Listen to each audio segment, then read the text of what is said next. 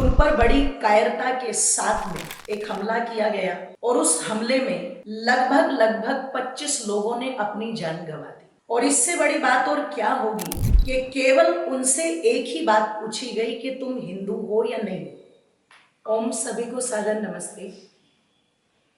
मैं कोई ज्योतिषी नहीं हूं, ना ही कोई अंतर्यामी हूं, लेकिन अब से कुछ महीने पहले बांग्लादेश के अंदर हो रही हिंसा को लेकर के मैंने एक बात कही थी कि इस हिंदू समाज को जागने की आवश्यकता है, क्योंकि जब भी ये विधर्मी जिनका केवल और केवल एक ही मकसद है हिंदुत्व का नाश करना, सनातन का नाश करना, जब ये विधर्मी हमला करेंगे तो आपसे ये नहीं पूछा जाएगा कि आप जाट हैं, गुज्जर हैं, राजपूत हैं, यादव हैं, ब्राह्मण हैं, हरिजन हैं, वाल्मीकि हैं।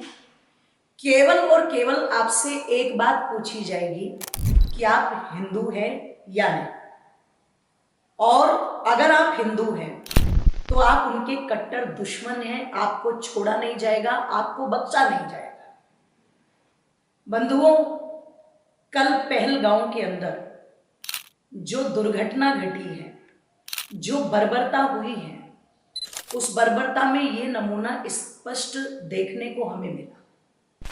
वहां पर जो निहत्थे अपने परिवार से दूर जीवन के कुछ सुखी पलों को जीने के लिए गए थे, कश्मीर की वादियों को देखने के लिए, वहां की प्रकृति का आनंद लेने के लिए गए थे, जिनका कोई दोष नहीं था, कोई कसूर नहीं था, जो ना कोई नारे लगा रहे थे, ना कोई भड़काऊ भाषण दे रहे थे, अपने परिवार के साथ आराम से बैठ कर के जो सुख के, चैन के कुछ पल जीने की कोशिश कर रहे थे, उन पर बड़ी कायरता के साथ में एक हमला किया गया और उस हमले में लगभग 25 लोगों ने अपनी जान गंवा दी।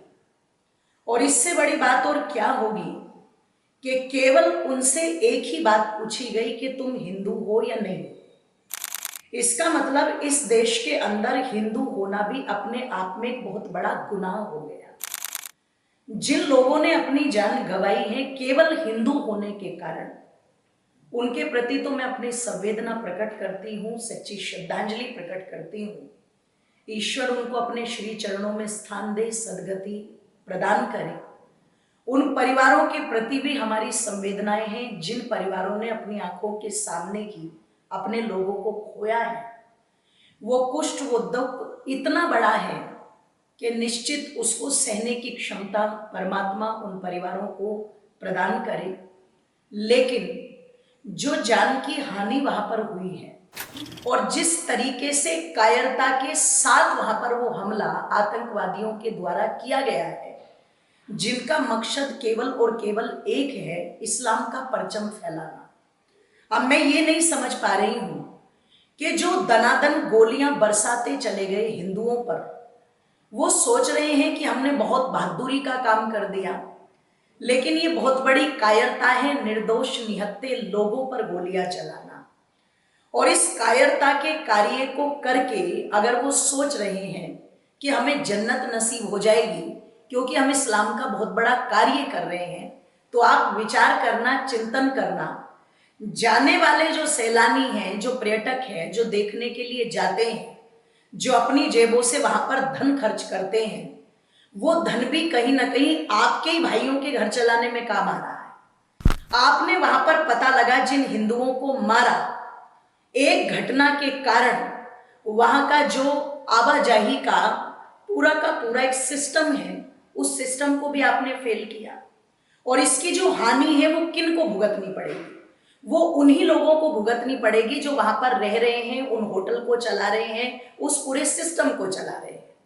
तो मैं ये समझ नहीं पा रही हूं कि ये कैसे अल्लाह ताला के मानने वाले लोग हैं, ये कैसे इस्लाम के मानने वाले लोग हैं जो केवल और केवल अपनी बंदूकें लहरा करके और अल्लाह ताला के नारे लगा करके और निर्दोष हिंदुओं को मार करके अपने ही लोगों की हानि कर रहे हैं, अपने ही लोगों का सुख और चैन उजाड़ रहे हैं, उनके घर उजाड़ रहे हैं।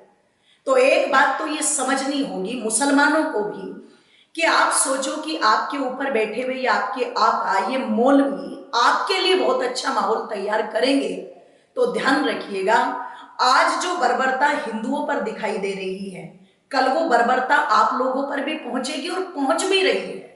हम तालिबान अफगानिस्तान की घटना को देखते हैं तो वहां मारने वाले भी अल्लाह को मानने वाले हैं और मरने वाले भी अल्लाह को मानने वाले हैं।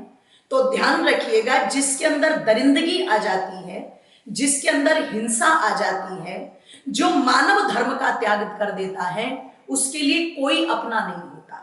अगर खुलेआम कोई आतंकवादी कहता है कि अपने दीने मजहब के लिए हम अपनी बहनों का कत्ल कर देंगे, अपनी माओ का कत्ल कर देंगे, अपनों का कत्ल कर देंगे, तो सोचिए ये दरिंदगी, ये पागलपन एक दिन आप लोगों को भी इससे गुजरना पड़ेगा।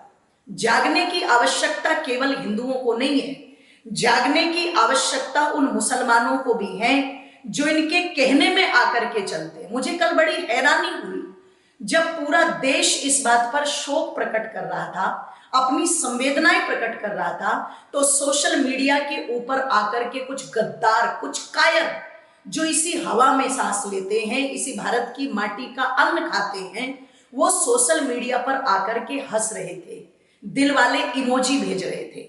उनको लग रहा होगा कि बहुत अच्छा हुआ, 25 हिंदू मारे गए, और वो तो हिंदू भी नहीं कहते, वो तो काफिर कहते। उनकी दृष्टि में तो कहीं ना कहीं हिंदू होना, काफिर होना एक बहुत बड़ा दोष है। तो वो इस बात पर हंस रहे थे, मुस्कुरा रहे थे। मैं कह दूं आप लोगों के मध्य में, आज जो हंसी मुस्कुराहट है आप लोगों की, ये घटनाएं किस दिन आप पर भी गुजरेगी, क्योंकि हो सकता है वहां पर एक कायराना हरकत के कारण कुछ परिवारों ने अपनों को खो दिया हो, लेकिन ये जो ऋषियों की संतानें हैं, ये जो महापुरुषों की संतानें हैं, जिस दिन जागेगी इनके बदले की आग आप तक भी पहुंचेगी। मैं प्रार्थना करूंगी सभी हिंदुओं से कि जो बात मैंने कही थी कि केवल आपसे पूछा जाएगा कि आप हिंदू हो या नहीं हो, तो वो बात आज बिल्कुल सच हो रही है। वो घटनाएं आपके चारों तरफ घट रही है और अब भी हमें जागने की आवश्यकता है, ये मानने की आवश्यकता है कि जो नारा दिया जाता है हिंदू मुस्लिम सिख ईसाई आपस में सब भाई भाई, ध्यान रखना ये कभी हमारे भाई नहीं हो सकते। भाई आपका वही होगा जो आपकी विचारधारा को मानता है, आपके सिद्धांतों को मानता है, आपके संस्कारों को मानता है। तो एकजुट होकर के हिंदुओं को एक साथ आने की आवश्यकता है, हर प्रकार से इन लोगों का बहिष्कार करने की आवश्यकता है। आप जिन कार्यों के लिए इनको चुनते हो, जिन चीजों के लिए इनको चुनते हो, हिंदुओं अब भी समय है, एकजुट हो जाओ। एकजुट होकर के वो वैचारिक क्रांति का उद्घोष कर दीजिए। और ये जो हमला हुआ है, केवल निंदा करने से बात नहीं बनेगी, इसके लिए कुछ कड़े कदम भी उठाने पड़ेंगे। और वो कड़े कदम वो होने चाहिए जो कभी छत्रपति शिवाजी, महाराणा प्रताप, गुरु गोविंद सिंह, बंदा बैरागी और महर्षि दयानंद ने उठाने के लिए कहा था। तब तो ये हिंदू बच सकता है, अन्यथा भागते रहो। अफगानिस्तान से आप भागे, म्यांमार से आप भागे, नेपाल से आप भागे, बांग्लादेश से आप भाग रहे हो, बंगाल से आप भाग रहे हो, कश्मीर से आप भाग रहे हो, कहां कहां से भागोगे? कभी ना कभी तो डट करके इनका सामना करना पड़ेगा। और यदि आपको लगता है कि ये बहुत बहादुर कौम है, तो जो कार्य पहलगांव के अंदर हुआ है वो बहादुरी का नहीं, वो एक बहुत बड़ी कायरता का परिचय है। ये कायर कौम है, ये कुत्तों की तरह पीछे हट सकती है, पर ये हटेगी तब जब आप साहस करके आगे बढ़ोगे। मेरा सभी को यही कहना है कि पुनः जात पात को छोड़ करके, पुनः ऊंच नीच को छोड़ करके, पुनः मत संप्रदायों को छोड़ करके, अपनी घिसी पिटी खोखली मान्यताओं को छोड़ करके इस हिंदू को एक होने की आवश्यकता है। संगच्छध्वम संवदध्वम संभो मनांसी जानताम का नारा आगे लेकर के चलने की आवश्यकता है। बस यही आप लोगों से मेरी अपील है, यही कहना है। जय हिंद, जय भारत।